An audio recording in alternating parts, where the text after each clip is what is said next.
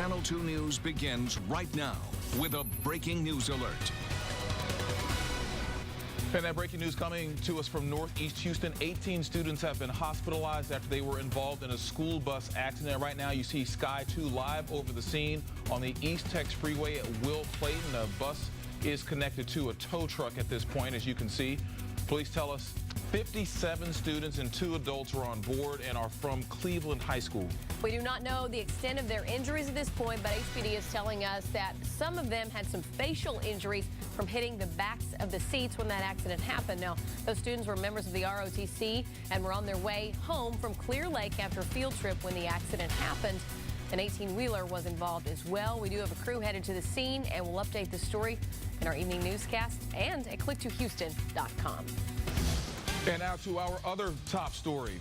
A grin from Robert Durst as he leaves court in New Orleans today. A judge ordered the eccentric millionaire will remain there until Monday. Good afternoon, and thank you for joining us. I'm Keith Garvin. And I'm Lauren Freeman. Durst is waiting to be extradited to Los Angeles to face murder charges. We have team coverage with reporter Ryan Korsgaard in West University covering Durst's time in Texas. But we begin with Brandon Walker live in New Orleans with more on today's hearing. Brandon. Keith and Lauren, in short, we learned that Durst, as you mentioned, will be here until Monday when either bond will be set or it will be argued that he's too much of a flight risk to leave New Orleans on that gun and drug charges here and go to California to face the first-degree murder charge. We just got this court document which better explains that process. We've also learned more about Durst and what he'll go through during his time here in New Orleans, including that while he's here under the custody of the Orleans Parish Sheriff, he will be allowed to take his prescription meds, among them hydrocodone for pain. Robert Durst came and went, leaving criminal court in the back of a sheriff's squad car, smiling as cameras rolled on his every move. In court, Durst appeared as he did yesterday, frail and disheveled, as his attorneys tried to get him out of New Orleans and to California, where he faces a first-degree murder charge. Here is the warrant Louisiana State Police got to rearrest Durst yesterday. It claims detectives recovered a .38 caliber revolver from his hotel room in downtown New Orleans, as well as about 5 ounces of marijuana. Because Durst is a felon, authorities in Louisiana want him pegged as a flight risk, pushing to keep him here until the local charges against him are settled. We'll contest the facts there, and we'll try to contest them here. Thank you. Durst's legal team would not say much about the charges in New Orleans. Instead, Dick DeGuerin seemed to say that he'll use this local hiccup to try to get all charges against Durst, including the murder charge in California, thrown out. We're going to get to contest that warrant here in Louisiana because of the Louisiana authorities determining to file charges against Bob here. His strategy? How old were you when your mother died? Try to prove that evidence against Durst in California is based solely on the HBO documentary The Jinx and not actual evidence gathered by members of law enforcement. I think it's not based on facts, it's based on ratings. And DeGuerin says if that happens, he'll get the charges here in Louisiana thrown out as well. Now, if convicted here in Louisiana, Durst could face up to a $10,000 fine, as well as 5 to 10 years behind bars. Coming up at 5, we'll talk to a local legal analyst about why he thinks Louisiana wants to keep Durst here rather than allowing him to be extradited to California. Though for now, reporting live from New Orleans, I'm Brandon Walker, KPRC, Channel 2 News. I'm curious to hear that, Brandon. Thank you. This case is bringing back memories for people in our area. Back in 2003, Durst was acquitted of killing his neighbor in Galveston. Our team coverage continues now with reporter Ryan Korsgaard. Ryan is joining us live now from West U with reaction from one of the jurors in that Texas trial. Ryan? And Lauren, Durst actually owns 4 pieces of property right here in Houston. That includes 3 right back here in the building behind me. But before he lived here, you'll remember he lived in Galveston. This is the home on K Street where Robert Durst rented a small apartment for $300 a month. This is where he lived when he was accused of chopping up his neighbor, Morris Black, and then tossing his remains into Galveston Bay in 2001. His years are coming. He's not going to be around too long. Some who live here can't help but to remember the famous resident, the trial, and that unforgettable story. I get a real eerie feeling like little ghost demons or something. I get shakes in my leg every time I pass by this house. Since Durst's arrest, his history in Galveston has become an international story as some questioned the not guilty verdict in the murder trial here. Based on what the actual charge came down to, that was the only verdict we could come up with. Juror Joanne Gongora wants to vindicate the jury. She said she and her fellow jurors had only one option and took several days to reach their decision. She said the question was not whether Durst dismembered Morris Black. That was the only verdict that we could come up with, was not guilty, because you did not know. You weren't there to see, was it an accident or self-defense, or was it murder? And all of these years later, there are many right here in Galveston who cannot understand that verdict.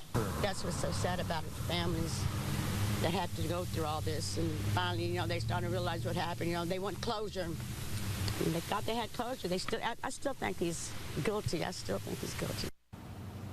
Now, some of the people who live in this area say they would see Durst walking these sidewalks, streets, even right down there at the coffee shop behind me. We're live in West U today. Ryan Korsgaard, KPRC, Channel 2 News. All right, Ryan, thank you. Stay with KPRC Channel 2 News on air and online for continuing coverage of the case against Robert Durst. Brandon Walker has more on why prosecutors in Louisiana are pursuing charges against Durst.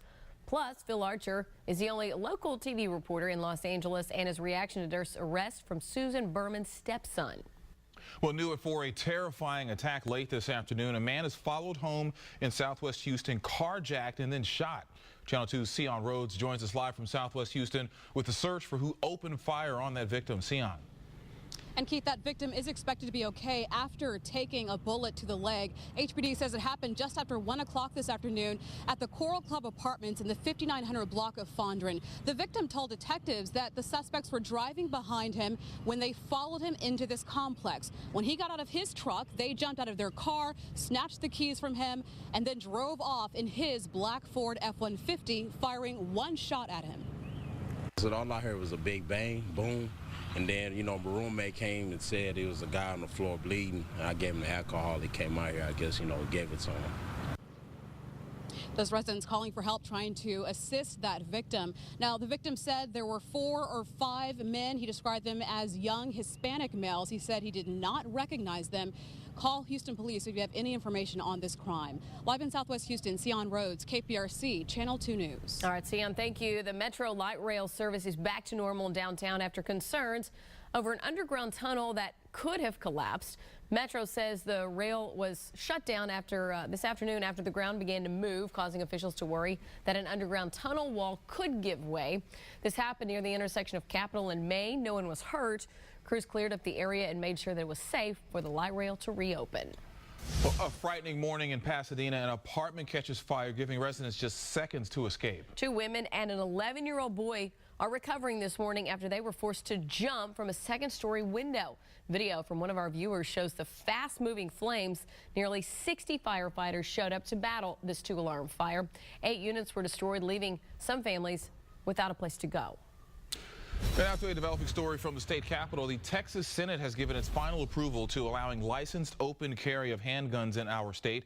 Tomorrow, the Senate will vote on the proposal, which would allow concealed carry of handguns on college campuses. After that vote, both measures will go to the House. Governor Greg Abbott says he will sign an open carry bill into law if it passes both the Senate and the House.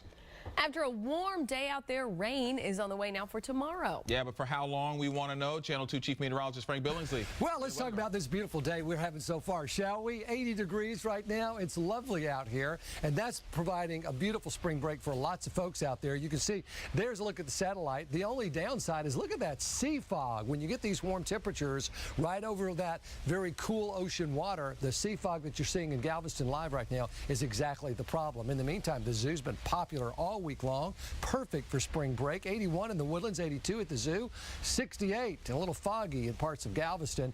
Got the rodeo headliner tonight is Ariana Grande, 78 at 7, 76 at 8, 74 at 9, and 72 at 10. So a nice evening to go to the rodeo. It'll be on the mild side. It'll be a little cloudy. We are, as you said, looking for showers after midnight tonight. I have an umbrella Wednesday. I'll show you the latest model forecast, not only for tomorrow, but right on into your wet weekend. That's straight ahead. All right, Frank, thank you. And remember, you can track your rain chances anytime you want. All you have to do is download Frank's free forecast weather app. Just search KPRC in your Apple or Android app store. Topping news around the nation now. A U.S. Air Force veteran has been charged with trying to join ISIS. Today, a grand jury indicted Tarad Nathan Webster Pugh on charges of attempting to provide material support to a terrorist group and obstruction of justice. Prosecutors say the 47-year-old tried to travel from Egypt to Turkey to then cross into Syria. He's due in federal court tomorrow in New York. And top news around the nation. Testimony in the Boston bombing trial focused on the events leading up to Zohar Tsarnaev's capture. The owner of the boat where Tsarnaev was holding him, or where he was being held, is now telling how curiosity led him to the suspected bomber. David Hannaberry says he noticed the shrink wrap cover on his boat had been torn. When he climbed inside of it, Hannaberry says he saw blood and a body and then called police. A former friend also testified he gave Tsarnaev the gun, which was later used to kill an MIT police officer. Obviously, I was made aware of some comments that he made. Illinois Congressman Aaron Schock, you're looking at now, has announced he will resign at the end of the month. Schock had come under scrutiny for his lavish spending, including a $40,000 makeover of his Washington office based on the TV show Downton Abbey. Schock had just been reelected to a fourth term. The new head of the Secret Service faced a tough grilling by House lawmakers this morning. They are demanding answers about the March 4th incident when two agents who were allegedly drunk ran their vehicle into the White House. Joseph Clancy says he is awaiting the results of an investigation before he determines if anyone needs to be fired. All right, we're still following a breaking news alert. Getting a live look from Sky 2 now. 19 Cleveland ISD students have been hospitalized after they were involved in a school bus accident. We're live over the scene on the East Tex Freeway at Will Clayton, where the bus was just towed, but you can still see the backup, the massive backup that's been caused by that accident there. We just learned that the 19 students who were hurt have been taken to 4 different hospitals. We will continue to follow this story and bring you the latest as we get it.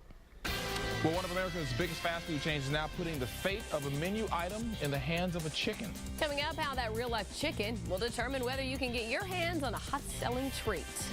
No, come on. Don't fight, David. Oh, no. Ah. And next, the dramatic takedown after an unruly passenger ran toward the cockpit on a United Airlines flight. These stories and more next on Channel 2 News at 4.